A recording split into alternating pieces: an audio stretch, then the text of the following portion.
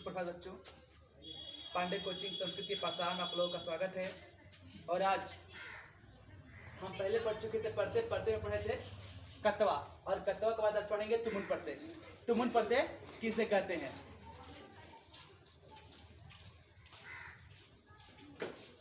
तुमुन प्रत्यय का प्रयोग, तुमुन प्रत्यय का प्रयोग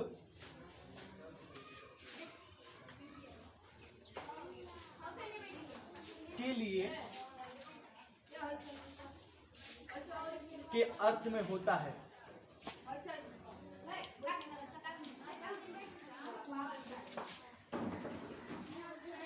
फिर है कि तुमुन प्रत्यय का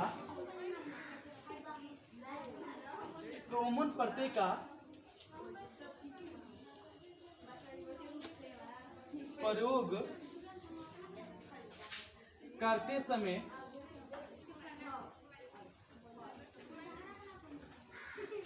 तुमुन का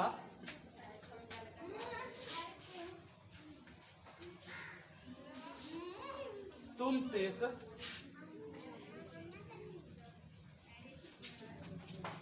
बचता है।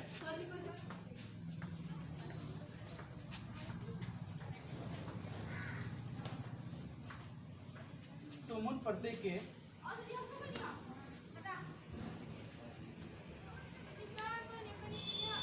धातु के अंत में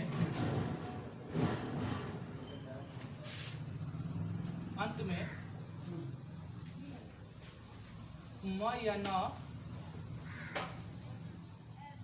आता है तो वह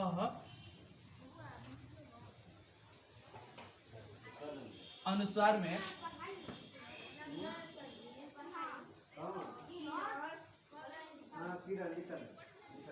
बदल जाता है। तुमुन प्रत्यय का प्रयोग के लिए अर्थ में होता है। तुमुन प्रत्यय का प्रयोग करते समय तुमुन का अंत में तुम शेष बचता है। तुमुन प्रत्यय के धातु के अंत में अगर म और न आता है तो वह अनुस्वार में बदल जाता है।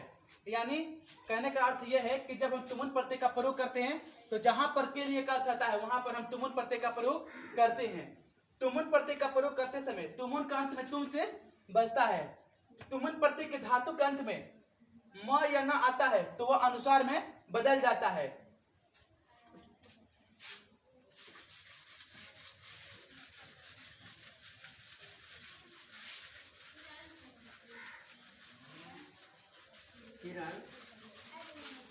किरण एक बिंदु से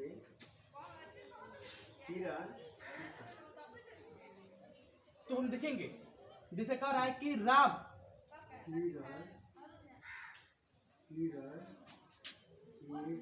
पढ़ने के लिए, राम पढ़ने के लिए एक बिंदु से जाता है। तो अब हम देखेंगे कि यहाँ पर के लिए करता है तो सीधे हम क्या करेंगे, सीधे हम तुमुन प्रत्यय पे जाएंगे क्योंकि राम करता है और राम जो करता होता है हमेशा क्या होता है, हमेशा प्रथमा विभक्ति में होता है। और पहला नंबर ये क्या है, एक नाम है। और हमने देखा था अभिधेय मात्रा प्रथमा में कि हमेशा जो नाम होता है प्रथमा विभक्ति में होता है। तो राम का राम हो जाएगा पढ़ने के लिए, यानी यहाँ पर पढ़ने के लिए का अर्थ आ गया। तो जब भी के लिए का अर्थ आता है तो वहां पर तुमुन प्रत्यय का प्रयोग करते हैं। तो पढ़ने के लिए क्या होगा, पढ़ना का पठ धातु होता है और उसमें क्या होता है, छोटी का प्रयोग कर देते हैं हम धातु में। और अंत में हमने बताया था कि जब तुमुन प्रत्यय का प्रयोग होता है तो अंत में तुमुन का तुम शेष बचता है। तो हो जाएगा रामा पठतुम, और जाता का होता है गच्छ। और चूंकि राम एक व्यक्ति है इसलिए मैंने क्या किया, यहाँ पर टी लगाया। तो हो जाएगा रामा पठतुम गच्छति, यानी इसका अर्थ हुआ कि राम पढ़ने के लिए जाता है।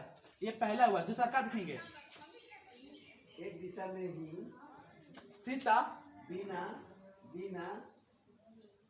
किसी अंत बिंदु के, खेलने के लिए, बिना किसी अंत बिंदु के, सीता खेलने के लिए बिना किसी अंत बिंदु के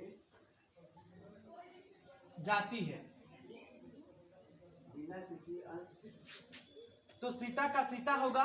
बिना किसी अंत और फिर एक खेलने के लिए, तो खेलना का धातु होता है खेल। और मैंने बताया है कि जो इसका धातु होता है, धातु में छोटी का प्रयोग होता है, तो हो गया खेली। और जब के लिए अर्थ होता है तो वहां पर तुमुन प्रत्यय का प्रयोग करते समय अंत में तुमुन का तुम से लगाते हैं तो हो जाएगा खेलने के लिए यानी खेले तुम, और जाति का हो जाएगा गच, और सीता एक है इसलिए हम क्या करेंगे ती लगाएंगे तो हो जाएगा सीता खेले तुम गच्छति। यानी कहने का अर्थ यही है कि जब भी के लिए का अर्थ आता है तो वहां पर क्या होता है, वहां पर तुमुन प्रत्यय का प्रयोग किया जाता है। जिससे दे देगा शॉर्टकट में देखेंगे खाने के लिए, तो इसका क्या होगा जब खाने के लिए तो यहाँ पर के लिए करता गया तो हो जाएगा खाना का होता है खाद, छोटी का लगाएंगे और अंत में तुमुन प्रत्यय का तुम। दौड़ने के लिए फिर के लिए आ गया तो दौड़ना का होता है धा, और फिर छोटी का प्रयोग करेंगे धातु में धा भी हो जाएगा, और के लिए क्या लगाएंगे तुमुन का तुम तो हो जाएगा धाव तुम। हंसने के लिए